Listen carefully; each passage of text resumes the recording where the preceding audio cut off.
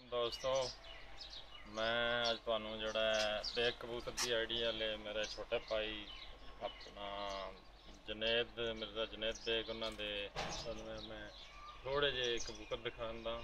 उस्ताद अलीम खान साहब कराची वाले उन्होंने घर का जोड़ा सी साढ़े कोल ਉਹਦੇ ਬੱਚੇ ਨੇ एक गोल्डन है छोटा बच्चा है वेखो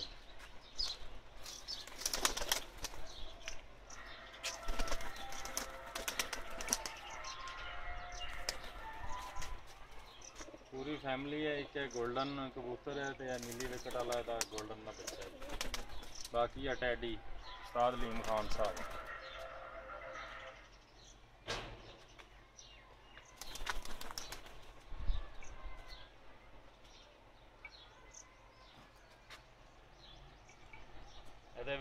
दो एक गोल्डन वड्डा कबूतर है एक गोल्डन का बच्चा है। बाकी है टैडी ने उस्ताद अलीम खान साहब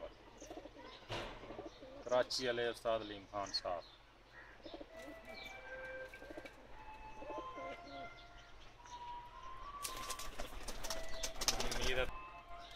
वड्डा कबूतर जी जोड़ा जी है वो पहला नंबर दूसरे नंबर मादी ते नार दवे। वड्डा गोल्डन है दी मादी मर गई हुण इहदे नाल पुरानी है मादी। पहले दो नंबर जोड़ा जी उस्ताद अलीम खान साहब कराची वाले।